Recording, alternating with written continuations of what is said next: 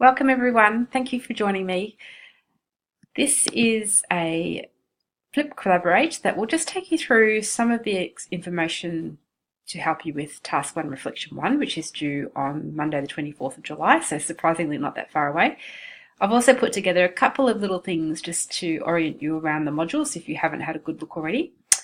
I am Siobhan, your UC, and you also have two wonderful ELAs supporting you through this unit and TP. We have Kim and Simone. So I'm sure that you are feeling very familiar with them already. If you haven't popped in to say hello, just make sure that you do that so that we know that you're all set to go and ready to roll. So like I said, a look at the overview of the unit, assignment 1 details, and then a couple of things about the Q&A live collaborate, which is scheduled for this Thursday at 7:30 Australian Eastern Standard Time. I know that is really quite short notice, but we just decided that it'd probably be best for you to get this information sooner rather than later, with the due date coming up upon you fairly quickly. So I will keep going. So the unit is the first of your 3 professional experience units in the Master of Teaching Primary. So it could be that you're feeling a little bit uncertain or hopefully super excited about entering into schools. And it is one of those things that we can prepare you to a certain point, but once you're actually in the setting is when you know how and what's going to take place. So hopefully we can provide you with all the necessary things to make you feel equipped and ready to move into the classroom. But the real learning is what happens in that space over those few weeks. But don't forget, you're not alone. So what the unit will do is introduce you to curriculum documentation, their professional standards and codes, and various elements of education practice.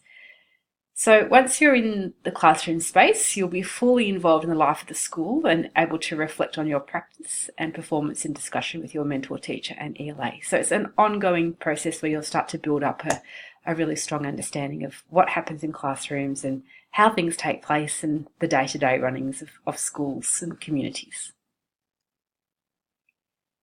This slide here is just to draw your attention to a video that I've already posted, and it will just take you through a number of things that you need to do to prepare for your professional experience.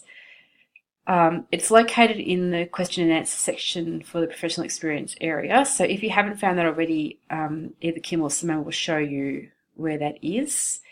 And we'll have a look at a couple of other things on Thursday as well. So this is just one way to orient you with some of the things that are to be organised. One of those includes your name badge, and there's a few other bits and pieces in there as well. So please make sure that you have a look through there, and if you have any questions, bring them along with you on Thursday. So just to consider the modules and the learning materials a little bit more, they're built around an inquiry-based approach, so you'll find that they're quite open-ended. There's a few problems, there's a few case studies and scenarios in there that we'll be able to tackle and discuss and work through. Nothing's ever straightforward in a school. Lots of things can pop up. You might have one plan ready to roll and then something happens and the whole thing goes out the window. So I guess an open-ended approach sort of reflects that. So that's something that we can work towards together. We also want you to make connections from theory to practice. So you'll have done another number of units before you've come out on placement, and those things are not lost. They become part of what you're drawing on when you're in the classroom. So it's making those really nice links between the theoretical aspects, the curriculum aspects, and all those readings that you've done, and then aligning that to the practice that you're about to go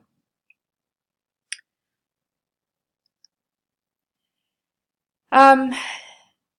In a little bit more detail, the unit content. There are 8 modules in the unit and they're organised to support your placement experience. Before placement, we strongly encourage you to orientate yourself around, particularly through the menu, and focus on modules 1, 2 and 3, because they're designed to support you with starting your placement and also for what's expected in terms of assessment while you're on placement. So the e-portfolio is part of that, so that's in section 3. So make sure you've had a look through those. You can scan ahead, but just to make sure that you know what your timeline is like and what it's going to take to get those things ready to go, particularly if you're doing other units, because we know that the timelines are short. We know that you have other assessments to do, but we really want you to put a priority on getting through as much as you can before you head off. So the during and after placement, just a continuation, you may want to access the modules at a corresponding stage of your placement. For example, you might want to access the planning and learning expectations model while you're planning a lesson. So that's, that would make sense. It's something there to support you. So the readings and resources in these modules are designed to help you further your learning, in particular focus to the Australian Professional Standards for Teachers. And that would be something that if you're not familiar with, you're going to be very familiar with by the end of the teaching period. So in the case of the e-portfolio, as I've mentioned, the resources in Module 3 are particularly important. Please refer to this before you begin the e-portfolio process, because you probably will have lots of questions. It's something that might be new. So it's one of those things where you go to IKEA and try to put the bookshelf together without reading the instructions, and it never works. But hopefully when you do read the instructions, it will work with the portfolio, depending on how technical you are. But you can ask questions. We'll help you as much as we can if you need it. So this slide, and I know you're missing the heading at the top, but it's the Assessment 1, Task 1 Reflection. And if you haven't looked at this already, this has come straight from the assessment guide. You have already experienced life in a school setting in the role of a student. You are now about to embark on a new school experience in the role of a teacher.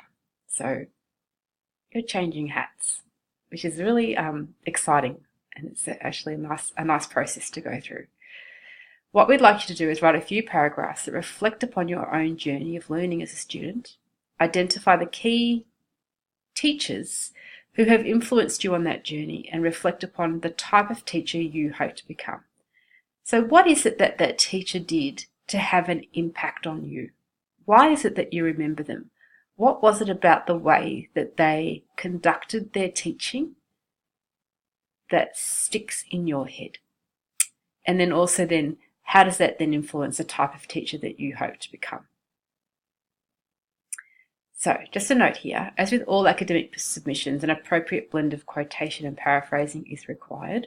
References should or be incorporated into the reflections or discussions throughout the assignment. So we really highlight the need for you to actually, yes, this is a reflection, but you also need to link it to a theoretical understanding. So just make sure that you can do that. And that could be just going back to the Churchill text, Teaching Making a Difference. It could be something that you've picked up in something about relationships in your other previous units, or anything to do with literacy or numeracy or some curriculum. So that would probably be the best place to go. So grading. The grades in the unit do not have any numerical value. They are a pass-fail structure. So this is something different that you may not have had in your other units. This has been decided because it means that in order to achieve a pass grade, you must demonstrate all of the satisfactory criteria and all of the 7 standards, all the standards being addressed in each assignment. So that's just something that you'll become quite aware of when you're picking up all your placement units, because they're the same all the way through.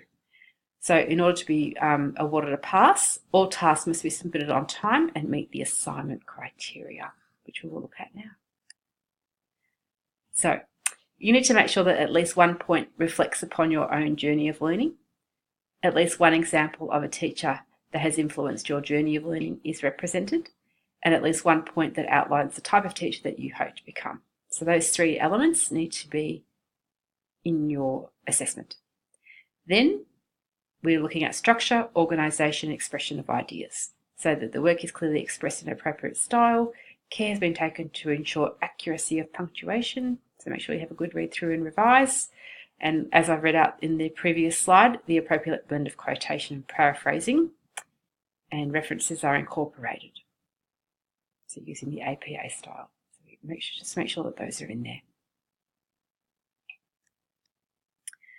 So that concludes the Flip Collaborate. We would love you to join us on Thursday at 7:30 for a live Q&A session.